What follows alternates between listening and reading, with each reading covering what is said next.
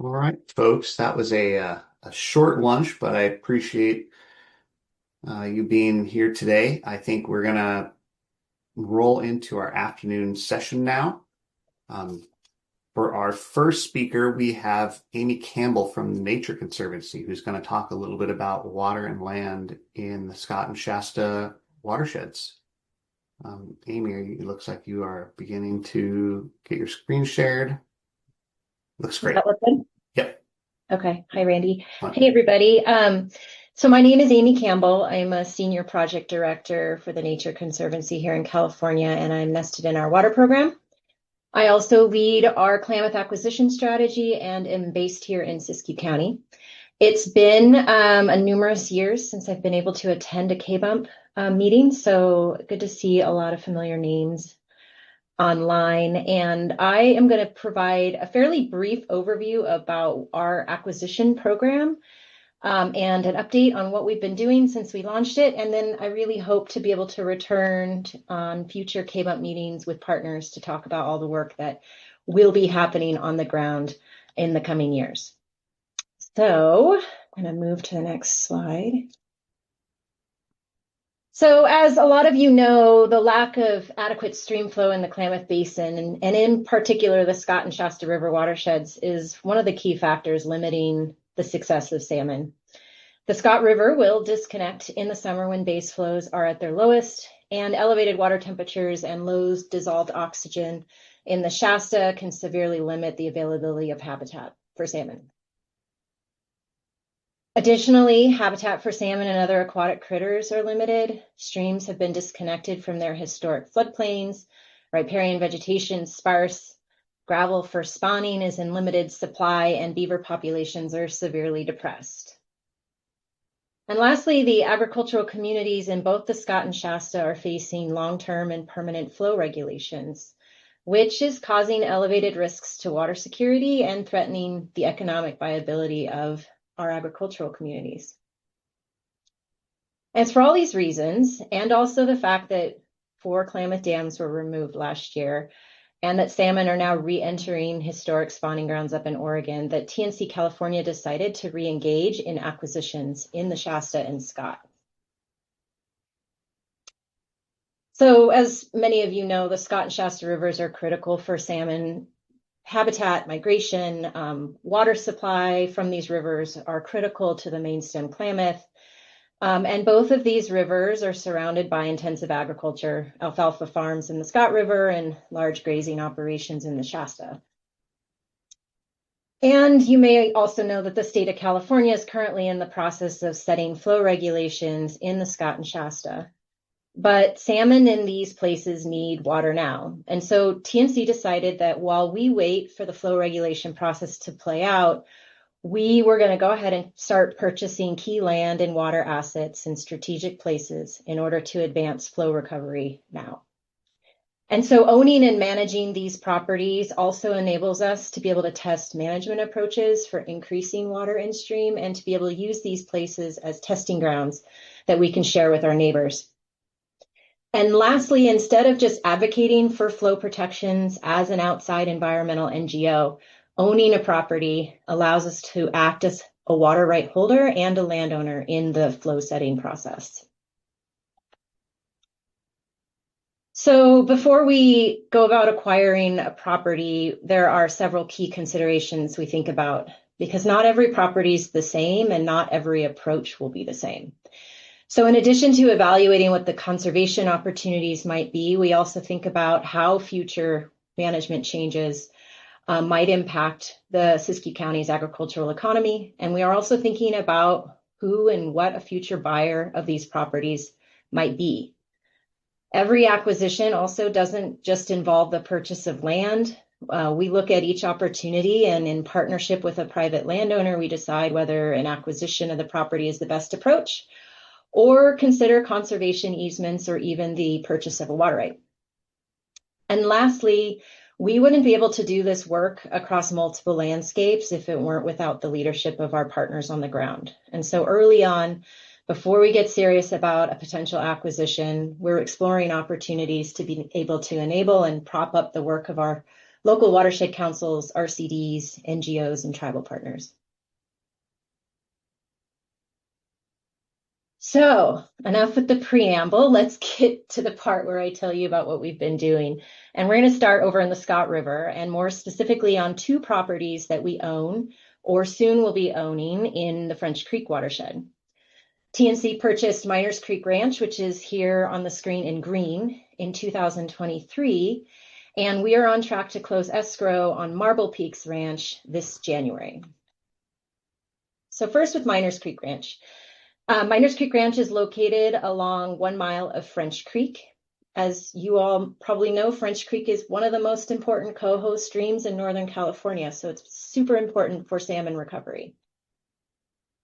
This 390-acre property includes 1 mile of French Creek, but it also includes 1.66 CFS of senior water rights. We are currently working with the Scott River Watershed Council and the Quartz Valley Indian Reservation on habitat and floodplain restoration designs along that 1 mile of French Creek. And we're also in the early stages of permanently dedicating the water rights associated with this property in stream, which has the potential to almost triple the amount of water that would otherwise be in stream in August.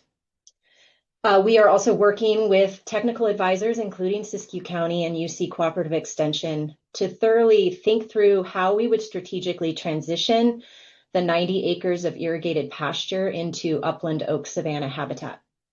And we want to make sure that this transition out of irrigation and into dryland habitats don't result in a spread of noxious weeds or an increase of wildfire risk to our neighbors. Our ultimate goal with this property is to sell this property encumbered with a conservation easement to a conservation buyer in the next 5 years. Just up the road from Miners Creek Ranch is a new property that we will be closing escrow on in January. Marble Peaks Ranch is located along 1 mile of Miners Creek, which is a tributary to French Creek. And its lower sections previously have been documented as being really important spawning and rearing grounds for coho.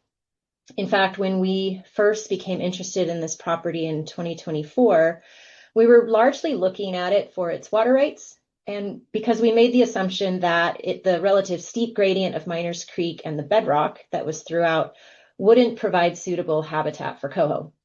However, the Scott River Watershed Council last August were able to do some juvenile observation surveys and counted over 1,700 juvenile coho rearing along this 1 mile stretch of stream on the property, which was super exciting to all of us.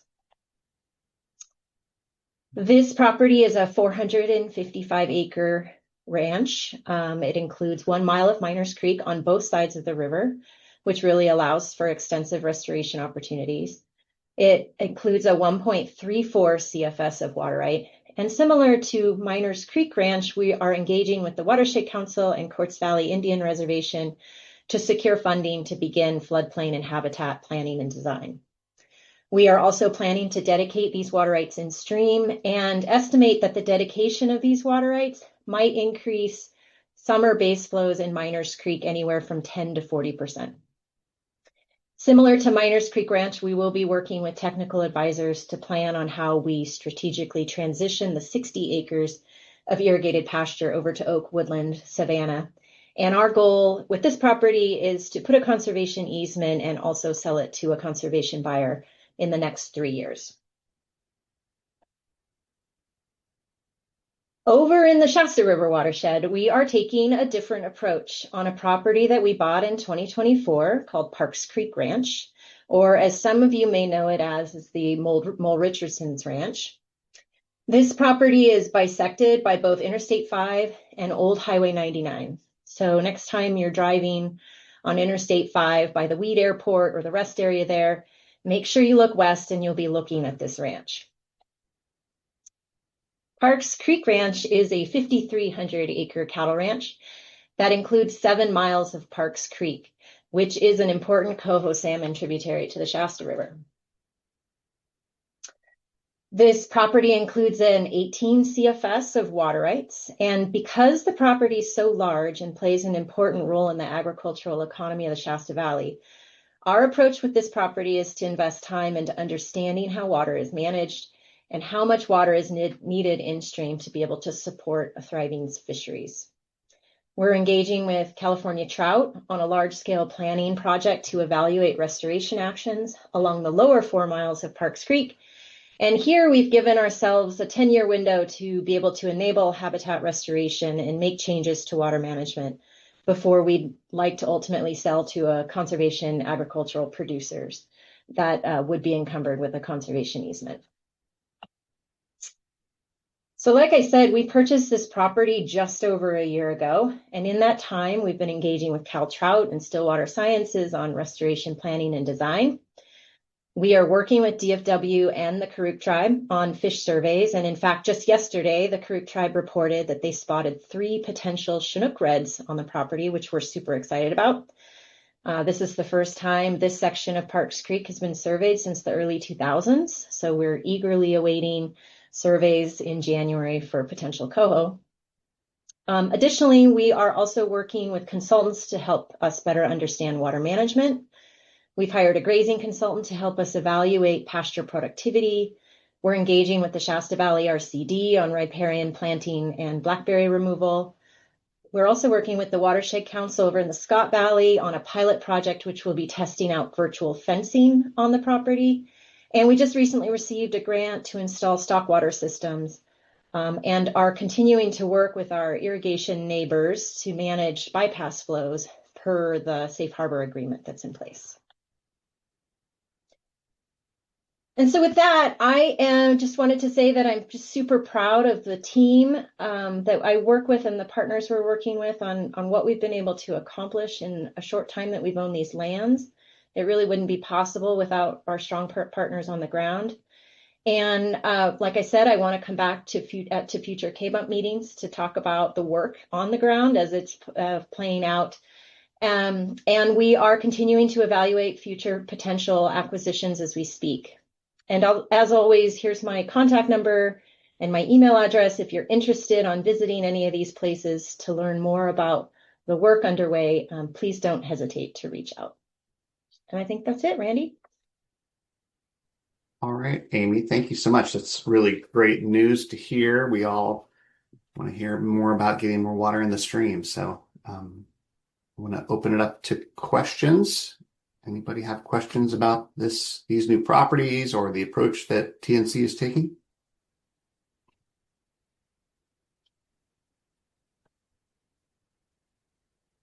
Conrad.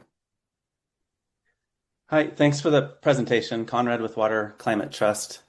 I guess I'm hoping to learn a bit more about when the decision is made to basically dedicate all the water to the fish and transition the land to kind of habitat that it was before, land that doesn't require water, versus keeping an ag operation. So like, for example, the parks, well, the two in the Scott, it appears you're doing the former.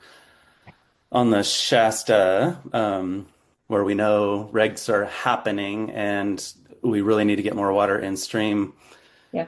Was it not possible to dedicate all the water back to the fish? I mean, you and I, Amy, had this discussion a gazillion years ago during Big Spring. So I'm just curious how we get more permanent dedication, because it will ultimately alleviate pressure on ag. Yeah. I mean, I think right now, because of the scale, the scale of the property and the fact it is currently a commercial cattle operation, we want to be really thoughtful about how we decide to transition certain number of irrigated acres out of production and into dryland habitat.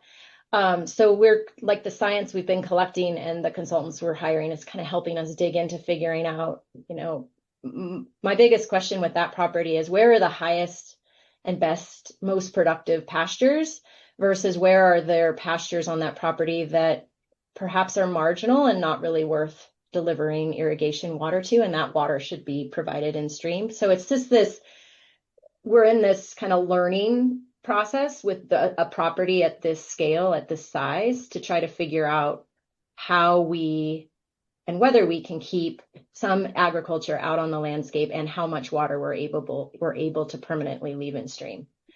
So we are going to get to permanent. It's not going to be, I don't think it'll be the entirety of the water right, but it will be meaningful water rights and permanent dedication in Parks Creek. It's just right now, because of the scale of the operation and the property, we just don't know how much that's going to be. But you have the option, right? The funder is not saying can't do it. We have the option. Yeah. Okay. Yeah. All right. iPhone 10, you have a question? Hey there. My name is Amber and I work with Epic Environmental Protection Information Center. I just heard you mention, that to assess how much water to put back into the streams, and dedicate to in-stream flows. You mentioned assessing crops and, um, working lands to make that decision. Have you considered looking at which watersheds would benefit most from like retiring those water rights or dedicating more in-stream flows? I know that, for example, there are some areas that have more springs and cold water. Um, and so I know that that's one of the big issues in the Shasta River is the quality of water and the cold, the temperature of the waters. And so it Yeah. seems like it would be a good opportunity to assess which watersheds would benefit most from, like stream or spring fed in-stream flows. Absolutely. Water temperature is a major consideration on, what water we decide to dedicate in stream. There is a small spring complex on the property that we're looking at now, just trying to get a sense of like quantify the spring complex, try to identify if this is actually spring water or water that's accreting from the Parks Creek alluvial kind of fan. And then trying to figure out where, does that temperature of that water stay consistent throughout the season? And then ultimately, if we can say, yes, it's cold and yes, it's reliable, then where is the best place to be able to put that water in stream to be able to maximize the cold water benefits? And what habitat and where are we wanting to put that water in stream? So And you said it's currently a cattle ranching operation. What is the current water use on that property? Like how many, is it acre feet that you're using or CFS? Yeah, the property has for the cattle operation. Yeah, the property has 18 CFS of water rights tied to it. And those water rights have been historically used for flood irrigation of pastures on the property. Are they currently used for flood irrigation? Currently, we're still irrigating and we're still managing and running cattle out there so that we can better understand how it's currently functioning. Where are those higher producing, more higher quality pastures and what does that look like?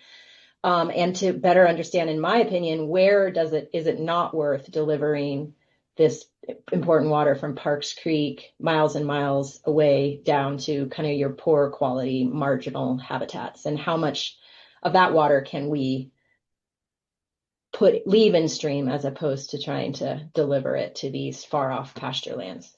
So we're in the early stages. We're a year in, and we've got a big team helping us think through how we want to go about this. So I don't have a ton of answers, but we'll come back with more. Okay, thank you.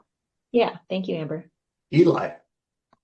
Yeah. Hey, Amy. I was just curious, one quick question and then one quick comment. How senior are the water rights? Like what years are they? And did they get curtailed in recent years? And the other comment is, I'm sure you're aware, but just in case you aren't, in the upper Klamath Basin, I think it was NRCS and some other people up there did a lot of work on establishing dryland grazing systems, back 10 years ago or something. So I'm sure you're talking to them, but yeah. I'm aware of that work. Thanks, Eli. The water rights tied to this property it's a mixed bag. You've got a couple more senior water rights, and then you have more kind of a mixed bag of medium to junior water rights. I don't remember their dates, but yeah. Great, thanks. Mm-hmm. Regina, yeah, that right? I think there was also a question in the chat, Randy, too. Yeah. But Gina can go now if she's ready. Oh, okay, cool. I was just wondering what kind of actions you're taking to make sure the water rights are staying in the creek and that a junior water right holder downstream or riparian right doesn't end up taking it. Because I know that's been a big issue with some of these watersheds in the past. So these water rights are all water mastered, both the water rights on Parks Creek Ranch and the water rights in the French Creek watershed. So having a water master adhere to and to be able to lean on that water master to shepherd these water rights past downstream junior users is pretty critical. Absent having an enforcement mechanism like a water master makes it a lot more difficult to be able to ensure that the water being dedicated in stream isn't being diverted. It's not a perfect system. I think a lot has been learned from previous 1707s that TNC did on Shasta Big Springs Ranch back in the day. And so we are going to be working closely with the water master and the state water board to be able to ensure that the water we'd be dedicating stays in stream. And, you know, like I mentioned, we're not holding feet. We're not going to be owning these properties forever. So we will be putting a conservation easement over these properties.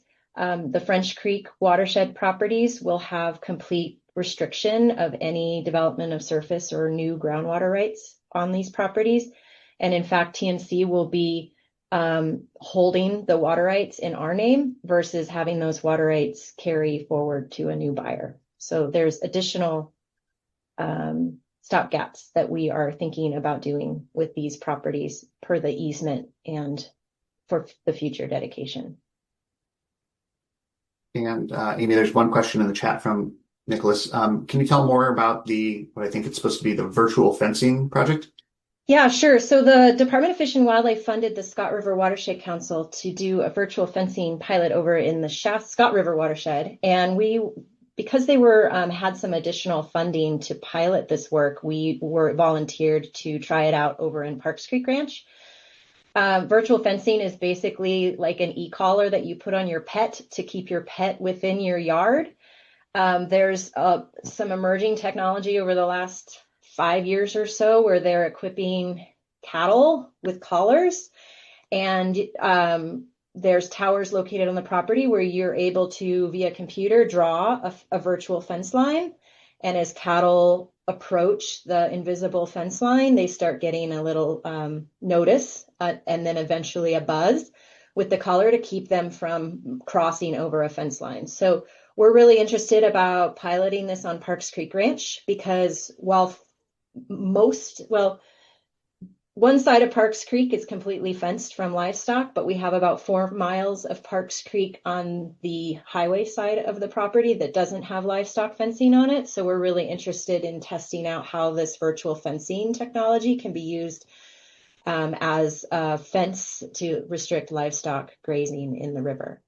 And then there's a whole bunch of opportunities for just better management of livestock and grazing using this technology. So I think maybe we could come back in a couple of years with the Watershed Council and be able to present to this group on how that is all playing out.